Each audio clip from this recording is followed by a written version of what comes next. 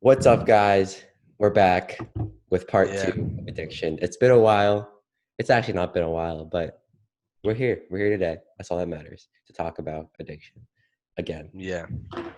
So, yeah, we're going to talk about addiction today, and Eddie is going to introduce the experiment that we found that is kind of fascinating. So, do you want to tell us about this experiment, Eddie?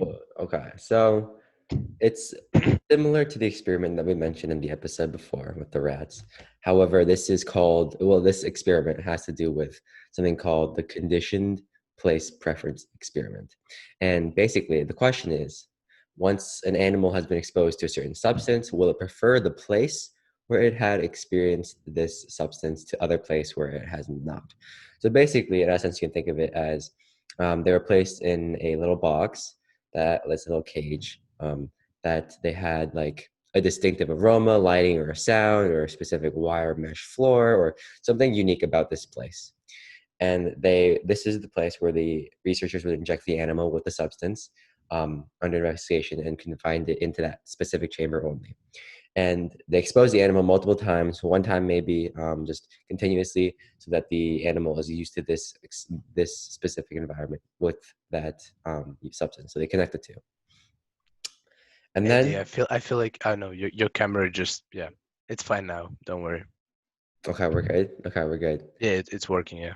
Okay, so basically, after a little while, they would place the rat back inside a double box now. So this box is separated into two different sections. They place them in the middle, and there'd be like a little doorway where one side would be the environment where they actually injected the animal, so like the wire mesh floor or like the certain lighting, if it's darker or lighter, or it smells like cotton candy, I don't really know. That's the one side. And then the other side, they have a completely different environment, something new, something more pleasant, probably. So maybe like light, like some glass windows, some lighting, like lighter lighting, just a different environment that other rats may prefer. So they placed these rats that had previously been injected to this or exposed to this substance, and they would always go, or they preferred the environment where they were injected with the substance. So this is the main experiment, second to the one where the rats continue to just inject themselves with the substance. Yeah. So this goes to show it's not just they were addicted to the substance itself, but they're also addicted to the experience of this, like of actually exposing themselves That's to a the good substance point. Yeah. and all things around it, which goes to show that addiction is like more than just yourself. Like, it Yeah. has to do with your environment, it has to do with things around you. Um, and yeah. Yeah, I can actually elaborate on that. So what I think about it, Eddie's completely right. This experiment is like is is a decent experiment, right? And coming back to your point, Eddie, that like people and just basically like creatures are not only addicted to the substance itself, but to the conditions and to the situation and to the environment, everything, right? And there is this one interesting point that I want to mention that that could be an addiction, like a good addiction to the environment. You can separate there, like those two things. They don't always have to go together. So imagine like you are used to work at a certain place, and you get addicted to this place because you like working here. It's like there's this like AC, like you get addicted to AC. you get addicted to the environment. So like it comes back to my point that I mentioned the other day when we were recording the first episode of the addiction episode. And when I said like you can get addicted to anything, you can get addicted to the environment as well. And I think it's like it's it makes sense to mention that. So what do you think about it? Like do you ever get addicted to like some places or environments? Just do you have any personal I guess experiment I don't know if I'm experience with that? addicted to them, but there's definitely been places where I like enjoy going, even if it's not like I don't get anything from going there. Um, actually, I'm I not sure if think you I've, can think of I I'm not think you sure can if I've think ever of been one. like addicted to a place I've been because I've never definitely done I've never done cocaine in a place before. No, It's I usually just in my bedroom, like, you know. no, I see it. I see where you're Yeah. going with that. But the thing is that I have actually some personal experience with that. So like in this room, like this particular room, I've been living here. It's my country house, and it's like a little cabinet that my father used to have. Now he lives like upstairs, and I live here. There's a little bed in here. So I used to work in the town. I used to just sit at my desk in the town and work there, like study, work, whatever. But now when I moved here, I realized that I just cannot like find a place for myself to like to work at, to study. And then I just decided to start working like here, right here on this table. Okay. And now when I try to work, like it's been like 2 months since I like moved in here, and now when I try to work somewhere else, I don't get enough concentration. I don't know why. Like I like enjoy everything about this room, like those walls, I don't know, this door, this little like wardrobe, whatever, right? I enjoy everything, and I just can't concentrate in other. Wardrobe. it just it just like takes much more time for me to concentrate in some other environment. So I guess I'm kind of addicted to that environment. But that's just like one of the points we're like speculating here. Like I don't know if there are any actually studies, like actual studies that like of people getting addicted to certain environments, like, and it being like so, and them becoming so malfunctioning because of those environments. I don't know if if there have ever been like studies like that. Probably not, but I have finally figured out a place that I'm addicted to. Okay, so okay. it's a very specific place. If you go to Westy, you'll know. On the second floor of the library, um, there's a study room. As soon as you go up the stairs of the library, if you go up around the corner, like a little corner, and to the left and immediate to that room, the first room on the left, I know that room. that's my favorite room because I've always used that room. Like last year for junior year, that would always be my room. Like I'd always go there every single day, and like my friends would join me there. So I have a lot of good memories attached to that room as well. No, I But remember like, that. I feel like that's the place. That's the place. Yeah, yeah, that's actually one of those places where I enjoy to work as well. I even write like whenever I would write like an SAT practice test, I would go there. But where, yeah, like for real, I like every single practice test that I've written so far at Westy was written in there. Isn't But that bad so memories then? I don't know, it's like mixed, you know. Mixed emotions. Yeah. So, but what I want to talk about like here with that thing, like what's the nature of this? We know this, like we can look at it like superficially and see like how it is, but like what's the nature of it? And the nature of it is dopamine. Dopamine is everywhere, Yes, right? sir. So like why do you get addicted to that place? Why do you enjoy it so much there? Because you have some memories, good memories, which gave you dopamine at some stage of your life, right? And your mind expects you, like mind enjoys patterns, right? Like people people like to like know where they should go to get dopamine, right? You know that if you will drink coffee you will feel good. You know that if you will like meet your friends and talk to them you'll feel good. You know that if you'll like kiss your girlfriend you will feel good. Like those sorts of things. And like your mind like builds those like patterns, like step one, step two, dopamine, step one, step two, step three, dopamine, right? And same with the room. You go to the room, your mind knows that you get dopamine there, and that's like the nature of any addiction.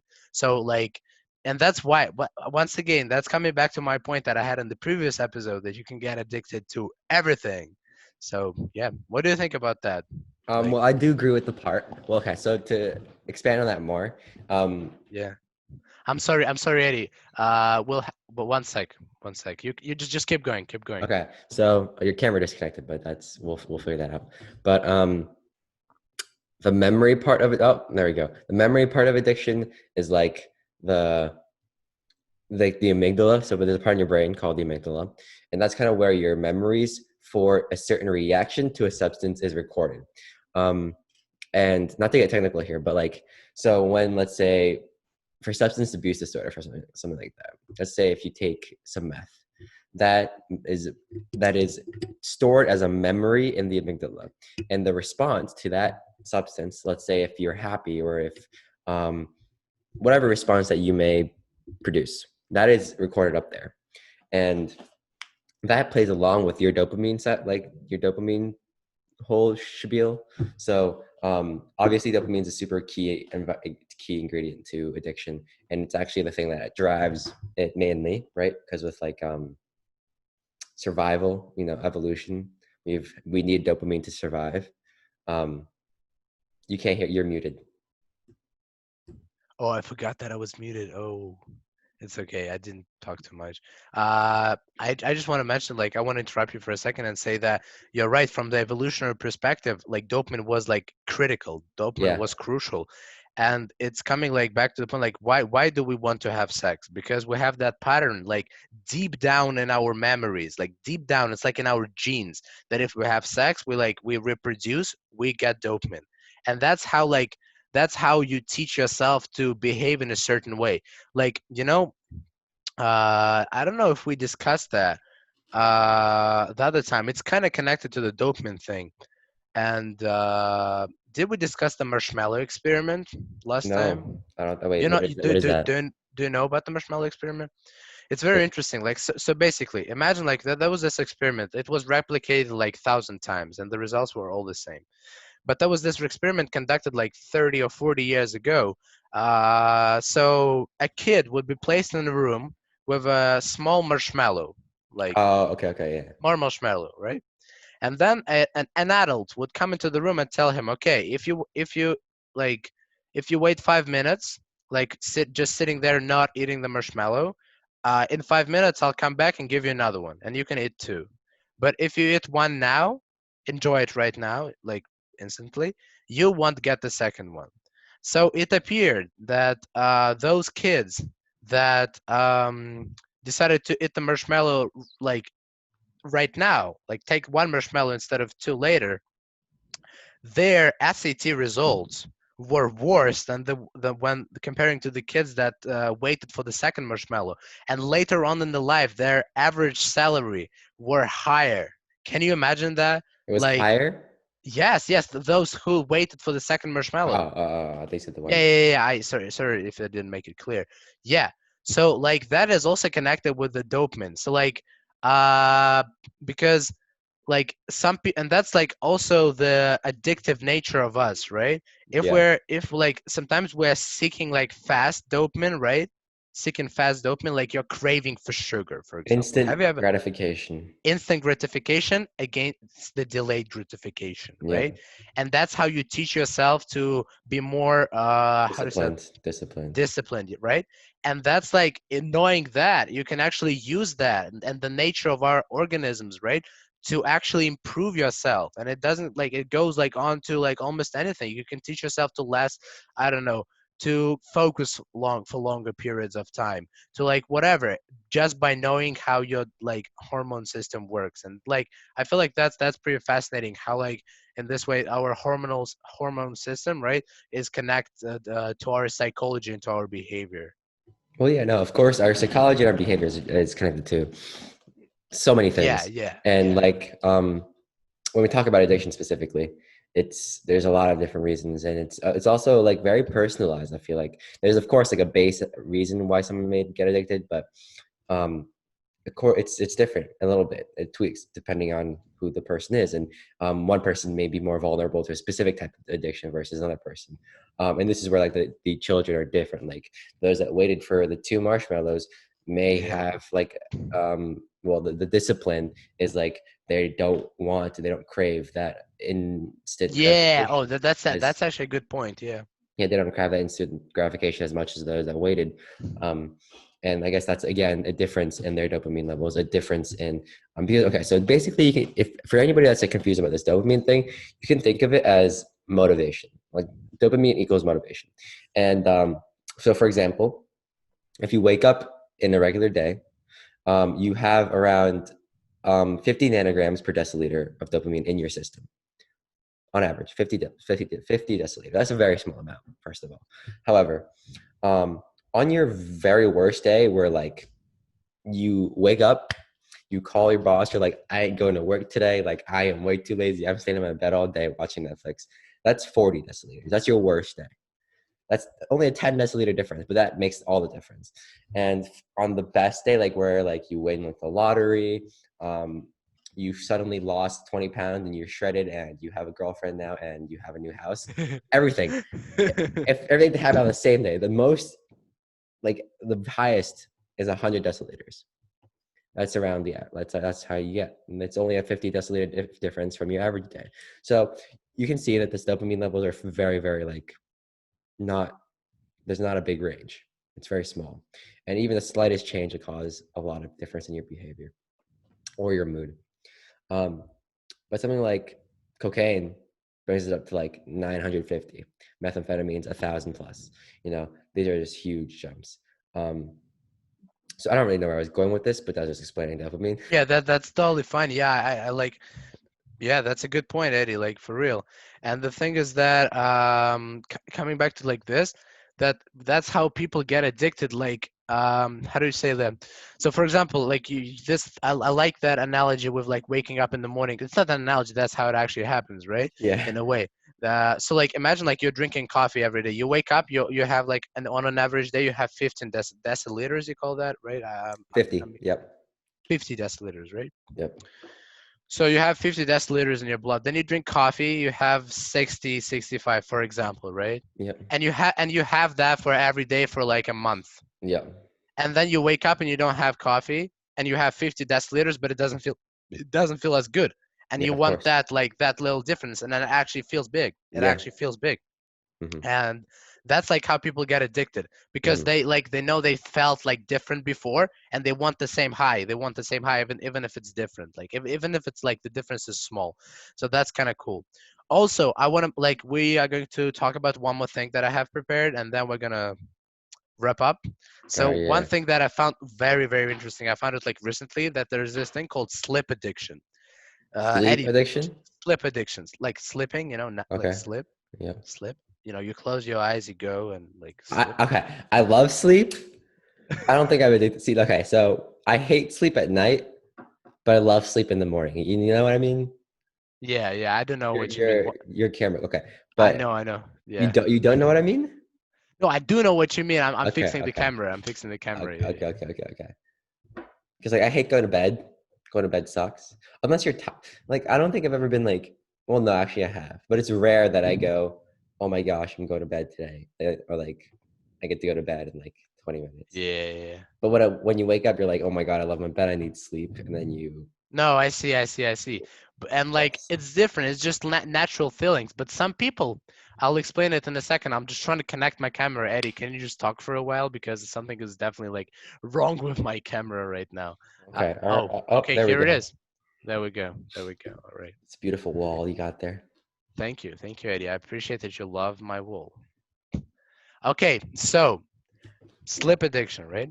So like some people do not only love to sleep, but they don't want to wake up that much that they cannot wake up. They cannot force themselves to get up off their bed.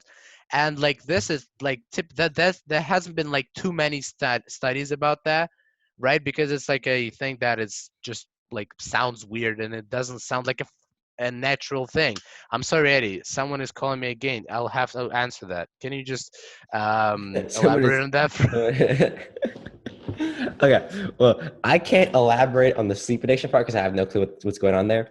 But I can elaborate on a little bit of like I guess you can do dopamine as well, or really about addiction. Well, okay. So I like to elaborate on this part where it's like, it's just me alone. Lovely. Um, but there's something called your dopamine D2 receptors in your brain. So this is going into like a little bit more like neuroscience based, but whenever you have some sort of dopamine, whenever you're addicted to something, whenever you take a little shot of whatever you like, and your dopamine levels increase, that damages your dopamine D2 receptors in your brain. And what the D2 receptors do is they basically control your ability to have discipline or say no to things or choose to do things versus choose not to do things. So when you lose, so basically it's known that if you have really high doses in dopamine or something, so let's say you did a shot of meth like Leo does every morning, and your dopamine spikes to like 3,000, that you lose D2 receptors as soon as it happens. And that lowers your ability to say no. you cannot exert self-control because you don't have those D2 receptors. And this Yeah, is basically like this cycle that continues, whether it be with sleep. So maybe for sleep, if you sleep, you lose D2 receptors. You aren't able to say no or get up, and this happens over and over again until it just becomes a chronic. exactly. Yes. And like people are more prone to this sleep addiction when they experience like depressed disorders or anxiety disorders because they want to escape from that feeling of depression, because when they wake up, right, they're like their body wakes up with them and they don't have enough dopamine, right, and they like, oh, I just can't deal with that, I don't want to be sad, why should I be sad if I can just sleep and ignore that sadness, and that's how you get addicted. You can't say no to like things that like feel good, right? And if you do that over a long period of time, you get addicted. That's like the definition of addiction, as you just said, those D3 receptors, right? That Mhm. that thing, like you just don't have them anymore. Like you lose the ability to say no. And when it's like a real condition, it's like a medical condition as it appears. And combined with depression and anxiety, it could be a real thing that is going to be very, very hard to get rid of. Because like we all know how like sometimes like you just don't want to wake up, right? You don't want to wake up like when you go to school, right? You slept for like 6 hours prepping for some stuff, right? And then you wake up and you're like, no, I don't want to go to school, oh my god, I just can't wake up, give me another like 5 minutes. And then all of a sudden you just wake up at 9 like, You're and late to you realize that class.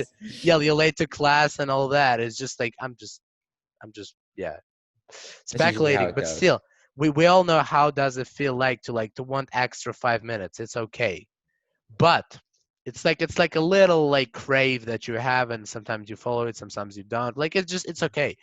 But there are people who like those people who have actually medical conditions like connected to this. They follow their crave always, and they just can't stop.